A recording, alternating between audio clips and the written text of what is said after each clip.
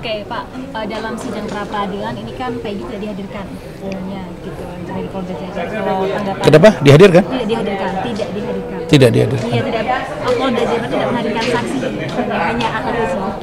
Oh, Sidang pra peradilan. itu biasa. Itu hal yang sangat biasa. Dan ingat apa yang disampaikan oleh Bitkum kemarin yang mengatakan bahwa kami hanya datangkan ahli satu, saksi satu. Itu belum tentu. Itu bisa jadi strategi. Nanti baru pada waktunya. Jadi mereka itu akan menyampaikan sesuai dengan kebutuhan persidangan. Saya sudah coba cross check. Dan tidak semua, tapi yang satu saya kasih bocoran. Informasi yang saya dapat, mereka bukan saja memiliki 2 alat bukti, tapi 5. Mereka punya 5. Dan itu akan mereka ungkap. Makanya kalau kita lihat pergeseran itu, kalau mereka katakan penggugat itu atau pemohon, mereka cenderung pada error in persona. Padahal banyak hal di luar itu sebenarnya akan mereka gali. Kalau begitu terpatahkan error in persona, contoh, mereka mempersoalkan Peggy Peron, bukan Peggy Setiawan. Lah, berdasarkan data, fakta, yang buat nama Peggy Peron siapa? Kan kawan-kawannya, kan nama panggilan dia, bukan polisi. Begitu mereka cek, yang mana nih? Oh teringat, oh 2016 benar. Sudirman bilang cek, periksa ijazahnya, lihat apanya, lihat sekolahnya, lihat surat keterangan, ketemu. Oh Peggy Peron, Peggy Setiawan. Lihat fotonya 2016, lihat 2024 sekarang. Loh, ketemu. Makanya muncul penetapan di situ seperindik baru, bukan penetapan tersangka. Saya udah bacakan tadi kan, karena saya harus minta data itu langsung terakhir supaya terbuka gitu, bahwa yang menyebut Peggy Peron bukan polisi, tapi kawan-kawannya. Kemudian kenapa sekarang mereka ributkan? Oh kalau kenapa nggak dari dulu? Kan nggak ditangkap dulu. Oh nggak ditangkap kan nggak ketemu KTP-nya. Orang dia sampai Bandung aja berubah nama jadi Robi kok. Bagaimana ceritanya?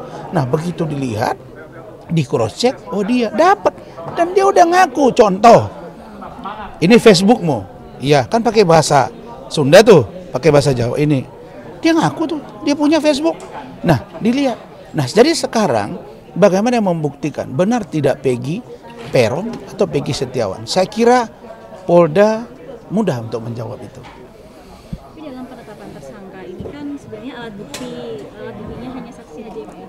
Enggak lah, kan ada surat, ada petunjuk, ada keterangan ahli, ada keterangan saksi. Lah, mereka ini punya. Saya udah. Kalau dikatakan Scientific Crime Investigation (SCI) tidak ada, tapi mereka punya visum. Visum itu ada. Terus ada keterangan ahli, terus ada keterangan saksi, terus ada bukti surat, ada petunjuk, lengkap. Makanya mereka punya 5. Jadi kalau keyakinan saya kan memang kita tidak boleh menilai, tapi kita memberi pikiran hukum kan boleh. Kalau saya melihat mereka bacakan kemarin secara utuh, lalu kemudian saya lihat jawaban tadi dari pihak Polda Jabar, kelihatannya tertangkis gitu. Karena mereka fokus pada error in persona. Padahal penggeledahan, penyitaan, penangkapan, kan banyak objeknya di situ. Nah, itu ya poin yang kedua. Kalau Prapit itu tidak mesti dihadirkan. Kami dulu, waktu Pak Budi Gunawan, calon Kapolri tersangkakan KPK, Pak BG nggak hadir. Nggak mesti hadir. Itu tergantung kebutuhan aja. Cuma kalau polisi bilang satu, terus nanti ahli satu, itu belum tentu. Karena itu bisa jadi strategi. Kalau Pak sendiri melihat nanti proses berjalannya sidang pra peradilan gimana nih Pak untuk selanjutnya? Karena ini kan masih hari pertama kemarin. 2. Hari kedua. Besok udah masuk kan bukti. Bisa bukti kan? Lihat tahapannya dari hari pertama hingga Iya, hari ini. besok sama-sama kita tonton. Seru apa enggak? Oke. Nah, tinggal besok bagaimana? Begini, siapa yang mendalilkan dan yang membuktikan? Sekarang mereka mendalilkan, menyatakan ini tidak Peggy Setiawan. Peggy Peron ya Peggy Peron, Peggy Setiawan ya Peggy Setiawan. Kira-kira gitu kan? Nah, itu akan sudah mereka jelaskan. Tinggal bagaimana juga nanti polisi akan jawab, ini Peggy Setiawan ini adalah Peggy Peron. Kan itu aja, yang mereka tanya, Mak. Ya. Yang lain nggak ada di luar itu. Semuanya mengarah ke sana. Oke? Nah. Operasi senyap. Ya, operasi senyap.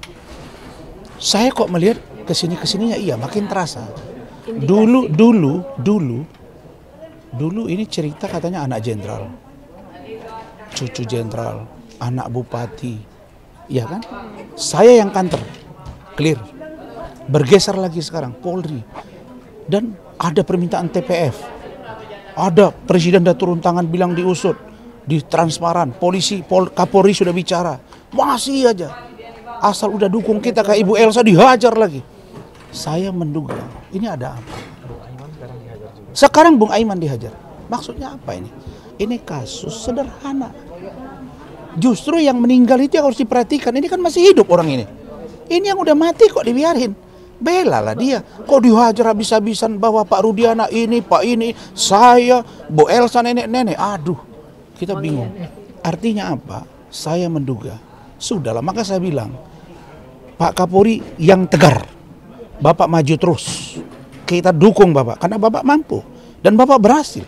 Apa bukti berhasil? Pilpres berhasil, Pileg berhasil. Itu indikator. Oh, kalau masalah begini di luaran itu urusan lain. Yang pasti Bapak maju terus. Dan saya yakin Polri masih mampu untuk mengatasi ini, dan dia masih mampu menyelesaikan. Sambo aja selesai. Apalagi ini. Tunggu aja Prapit, berhasil atau tidak. Jadi bagi orang-orang yang berambisi misalnya, ya sudahlah, tunggulah. Ada waktunya Anda di situ. Di luar gerak retak tangan Anda dan dari Allah. Itu aja kalau dari saya. Kita jangan membenci sesuatu lah. Tapi kasihan kan. Gini, Liga Akbar. Sekarang Liga Akbar dilaporkan. Diperiksa. Gara-gara ini terungkap. Rudi Irawan, bapaknya Peggy, punya kakak ganda, diperiksa. Besok Sakatatal. Ini Ibu Aminah. Siapa lagi yang mau korban? Janganlah karena kepentingan. Lalu kemudian para pengacara, janganlah Anda gotong-gotong ini hanya untuk top-topan. Kayak saya nih, Rahmat, Bu Ida, ini udah top semua mereka nih. Tapi nggak perlu kita gotong-gotong, nanti yang korban klien kita. Saya hanya menghimbau dan jangan sampai terjadi, bukan saya nuduh. Kasihan, itu aja. Oke, thank you. Saya sampaikan ya, ini ditunggangi. Ini yang harus saya ungkapkan. Sejak saya bicara tentang kasus Bung Aiman, kalau saya live di sini saja tidak kurang dari 15 kali